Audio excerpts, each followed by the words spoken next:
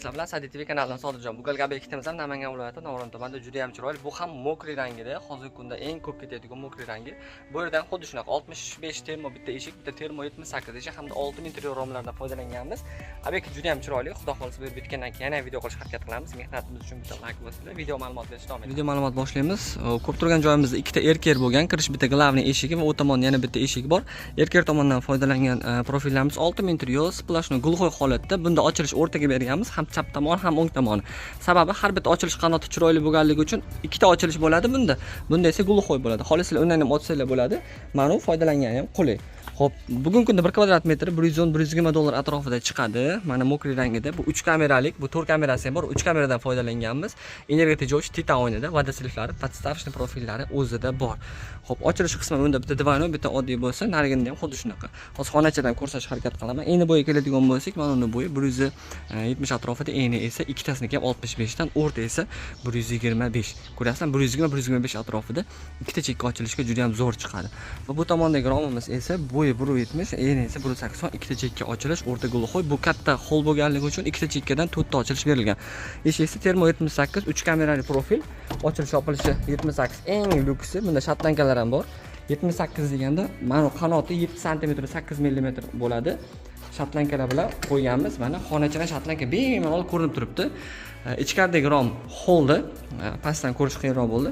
Mana ikkita chekka gulxo'y, o'rta ochilish. Ochilish qismlariga e'tibor qilamiz. Germanskiy Rotolux ruchkalari, bir tomon обычный, bir tomon ham yonga ochiladi, ham divanoy mexanizmi bor. Divanoy mexanizm xonadagi havoni dim bo'lib ketmasligini ochib qo'ysa bo'ladi. Podokniklarimiz 40 cm podoknik foydalanganmiz. Hammasi ideal bo'lgan. Podstavkadan sovuq kirmasligi uchun tagida podstavочный profili bor. Yopilishi juda ham yumshoq. Bularni bilasizlar, 1 kvadrat metr 120 dollar deganimizda ko'pchilik nima uchun qimmat deyishi mumkin.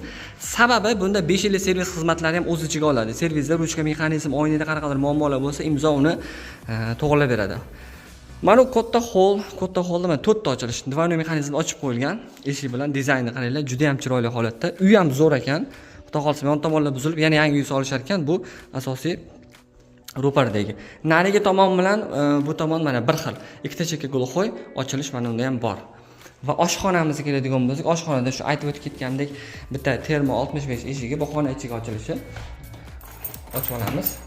Termo 65 da 6,5 cm, 78 esa 7,8. Ochilish yopilishi. Pullanishni tepa qilamiz, ruchkani bekitamiz. Tayyor holatda. Oshxonadagi esa bir tomonga ochilish bo'lgan.